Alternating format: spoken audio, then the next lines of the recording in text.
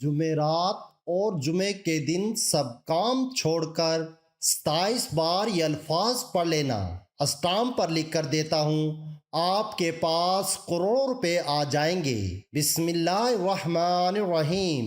محترم ناظرین، جمعرات اور جمعے کے بابرکت دن میں آپ کو ایک ایسی تسبیح کا عمل بتانے لگا ہوں جو کہ اللہ پاک کے 3 ناموں کا خاص وظیفہ اور ساتھ میں سورہ کوثر کا وظیفہ بھی بتاؤں گا۔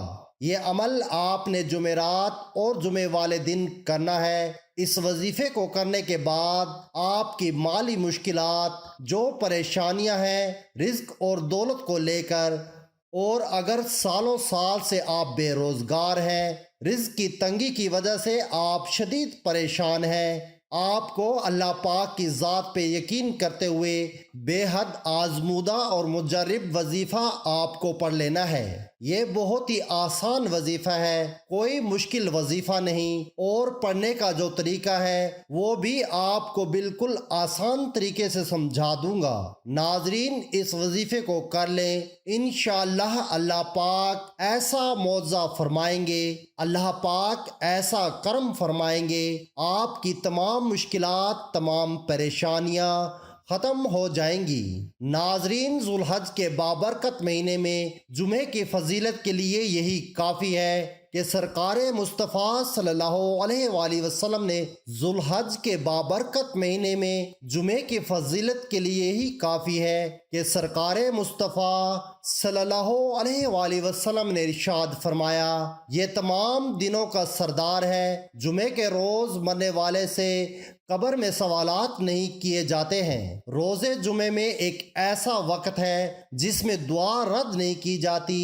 جمعے کے دن ایک نیکی کا ثواب 70 گنا زیادہ ملتا ہے، جبکہ اور دنوں میں ایک نیکی کرنے پر صرف 10 نیکیاں ملتی ہیں۔ جمعے کے دن ہر گھنٹے میں 6 لاکھ مسلمان عذاب نار سے نجات پاتے ہیں، جس پر جہنم واجب ہو چکی ہوتی ہے۔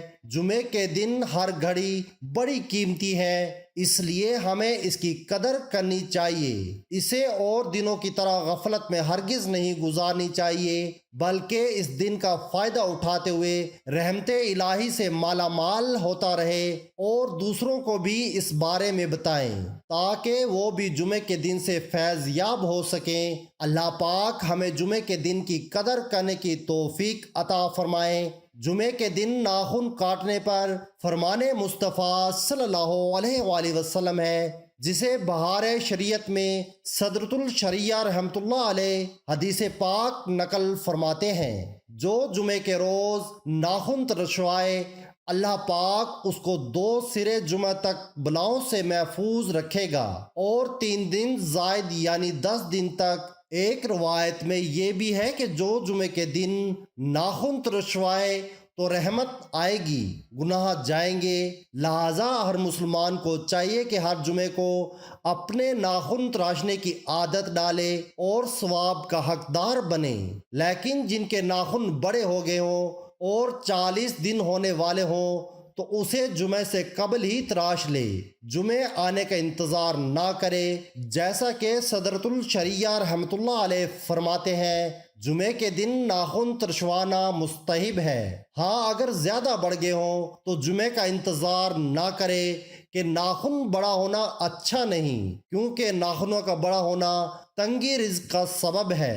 امامہ باندھنے والے پر فرشتے درود بھیجتے ہیں۔ حدیث پاک میں ہے، بے شک اللہ پاک اور اس کے فرشتے جمعے کے دن امامہ باندھنے والوں پر درود بھیجتے ہیں۔ ناظرین، ایک جگہ روایت ہے کہ نبی کریم صلی اللہ علیہ وآلہ وسلم نے فرمایا، اے عبداللہ بن قیس، کیا میں تمہیں جنت کے خزانوں میں سے ایک خزانے کے متعلق نہ بتاؤں؟ میں نے عرض کیا، یا رسول اللہ صلی اللہ علیہ وآلہ وسلم، کیوں نہیں، ضرور بتائیں۔ تو آپ صلی اللہ علیہ وآلہ وسلم نے فرمایا، بس تم کو نہ گناہ سے بچنے کی ہمت ہے، نہ نیکی کرنے کی طاقت، اور اللہ کی توفیق صحیح ہے۔ آج کا یہ جو وظیفہ ہے، اس کو کتنی تعداد میں پڑھنا ہے، کس وقت پڑھنا ہے، اور یہ وظیفہ پڑھنے سے کیا کیا فوائد آپ کو ملیں گے وہ سارے کا سارا بتائیں گے۔ حضرت محمد صلی اللہ علیہ وآلہ وسلم فرماتے ہیں، اگر پہاڑ سے زیادہ پریشانی ہو، اگر آپ صدقے دل کے ساتھ آپ سورۃ الکوثر کا وظیفہ ذوالحج کے بابرکت مہینے میں جمعرات اور جمعے کے بابرکت دن میں کریں گے تو انشاءاللہ آپ کی مکمل طور پر ہر پریشانی ختم ہو جائے گی، خواہ وہ پیسے کی پریشانی ہو، گھر کے اندر یا کوئی اور پریشانی ہو۔ یہ تسبیح جو میں آپ کو بتانے جا رہا ہوں، اگر آپ نے سورۃ الکوثر کا یہ وظیفہ کر لیا تو آپ کے گھر کے اندر سے پہاڑ سے بھی زیادہ پریشانی ہوئی تو انشاءاللہ سب ختم ہو جائے گی۔ اس وظیفے کو صدقے دل کے ساتھ، خالص نیت کے ساتھ اور بالکل اللہ تعالیٰ کے سامنے جھک کر، عاجز ہو کر، مکمل یکسوئی کے ساتھ اپنے نبی حضرت محمد صلی اللہ علیہ وآلہ وسلم کا ادب دل میں رکھ کر اس وظیفے کو کریں گے تو اللہ پاک کے حکم سے انشاءاللہ آنکھ جھپکنے تک آپ کے مسائل حل ہونا شروع ہو جائیں گے۔ ماہ ذوالحج کے بابرکت جمعرات اور جمعے کے دن آپ یہ وظیفہ کسی بھی وقت کر سکتے ہیں، جب آپ کو وقت مل جائے، چاہے رات کو یا دن میں یا تہجد کے وقت بھی آپ کر سکتے ہیں۔ آپ نے یہ وظیفہ باوضو ہو کر مصلی پر بیٹھ کر محمد مصطفیٰ صلی اللہ علیہ وآلہ وسلم کی ذات پر 7 یا 11 بار درود پاک پڑھنا ہے۔ درود پاک ابراہیم والا پڑھنا ہے، ایک دفعہ میرے ساتھ بھی پڑھیں۔ اللہم صلی علی محمد وعلی آل محمد کما صلیت علی ابراہیم وعلی آل ابراہیم انک حمید مجید۔ اللہم بارک علی محمد وعلی آل محمد کما بارکت علی ابراہیم وعلی آل ابراہیم انک حمید مجید۔ درود پاک پڑھنے کے بعد اب آپ نے وہیں بیٹھے جگہ چھوڑے بغیر ایک دفعہ استغفر اللہ پڑھیں گے اور اللہ پاک کے 3 صفاتی نام پڑھنے ہیں، یا اللہ، یا رزاق، یا وہابو کو 27 بار پڑھنا ہے، اور اس کے ساتھ ہی سورۃ الکوثر کو آپ نے 3 مرتبہ پڑھنا ہے۔ بسم اللہ الرحمن الرحیم، انا اعطیناک الکوثر فصل لربک وانحر ان شانئک ھو الابتر۔ ترجمہ: اے محبوب، بے شک ہم نے تمہیں بے شمار خوبیاں عطا فرمائی تو تم اپنے رب کے لیے نماز پڑھو اور قربانی کرو، بے شک جو تمہارا دشمن ہے وہی ہر خیر سے محروم ہے۔ ناظرین، میں اسٹامپ پر لکھ کر دیتا ہوں، اس وظیفے کو کرتے ساتھ ہی آپ کے پاس کروڑوں روپے آ جائیں گے۔ یہ عمل کرتے ہی انشاءاللہ آپ خود ہی دیکھیں گے آپ کا ہر آنے والا دن گزرے ہوئے دن سے مزید بہتر ہوتا جائے گا۔ بس اللہ کی ذات پر امید رکھیں، رب کریم کبھی آپ کو مایوس نہیں کریں گے۔ اپنے اللہ کریم کی محبت کا یہ واقعہ بھی سن لیں۔ آپ اللہ سے مانگتے وقت اپنے گناہوں کو مت دیکھا کریں کہ میں تو بہت گنہگار ہوں، مجھ سے بہت گناہ ہوئے ہیں۔ وہ تو غفور رحیم ذات ہے۔ آج آپ توبہ کر لیں، اپنے اللہ کو منا لیں، اس سے صلح کر لیں، وہ بھی جلد مان جاتا ہے۔ حضرت سیدنا عمران بن حسین رضی اللہ تعالیٰ عنہ سے روایت ہے، ایک عورت اللہ کے رسول صلی اللہ علیہ وآلہ وسلم کی خدمت میں حاضر ہوئی۔ اسے زنا کا حمل تھا۔ وہ عرض کرنے لگی، یا رسول اللہ صلی اللہ علیہ وآلہ وسلم، میں وہ کام یعنی زنا کر بیٹھی ہوں جس پر حد واجب ہوتی ہے، آپ مجھ پر حد قائم فرما دیں۔ رسول اللہ صلی اللہ علیہ وآلہ وسلم نے اس کے والد کو بلا کر ارشاد فرمایا، اس کے ساتھ اچھا سلوک کرو، حمل ہو جائے تو اسے میرے پاس لے آنا۔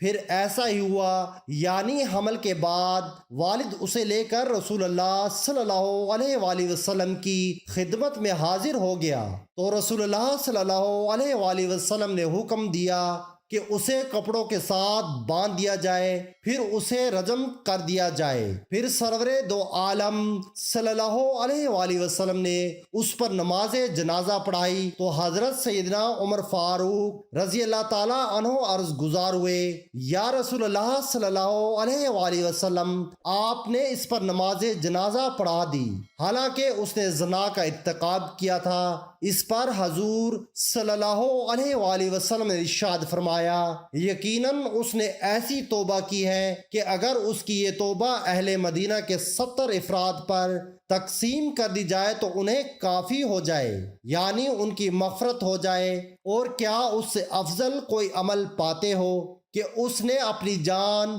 خود اللہ عز و جل کے لیے پیش کر دی۔ گناہ گاروں کی توبہ تو بے شمار واقعات سے بھری پڑی ہے، کہیں نوح لوط علیہ السلام جیسے انبیاء کی بیویاں جہنم کا ایندھن بن رہی ہیں، تو کہیں فرعون جیسے دشمن دین کی بیوی آسیہ اسلام قبول کر کے جنت میں ختم المرسلین صلی اللہ علیہ وآلہ وسلم کی زوجہ کا شرف حاصل کر رہی ہیں۔ کہیں نبی کریم صلی اللہ علیہ وآلہ وسلم کا سردار چچا ابو لہب جہنم کے پست ترین درجات میں گزر رہا ہے۔ اس کے علاوہ سورہ کوثر کے بہت فوائد ہیں۔ میاں بیوی کی محبت بڑھانے کے لیے سورہ کوثر لا علاج بیماری کا آخری علاج ہے۔ شیاطین جنات کے لیے عجیب و غریب چیز ہے۔ دشمنوں کی زبان بند ہوگی، رزق میں برکت ہوگی، پیسوں کی کبھی کمی نہیں ہوگی۔ وظیفہ کرنے کے بعد اللہ کی بارگاہ میں رو رو کر گڑ گڑا کر دعا کرنی ہے، اے گنہگاروں کو بخشنے والے، اے عیبوں پر پردہ ڈالنے والے عظیم رب، سب مسلمانوں پر اپنا رحم و کرم عطا فرما، تنگ دستوں کے رزق میں وسعت عطا فرما اور بیماروں کو شفا عطا فرما، آمین۔ ہمیشہ صبر و شکر کرنے والا بنا اور ہماری دنیا اور آخرت سنوار دے، آمین۔ تمام احباب سے گزارش ہے کہ اللہ کے 99 ناموں میں سے ایک نام ضرور کمنٹ میں لکھیں۔ اللہ حافظ۔ السلام علیکم ورحمۃ اللہ وبرکاتہ۔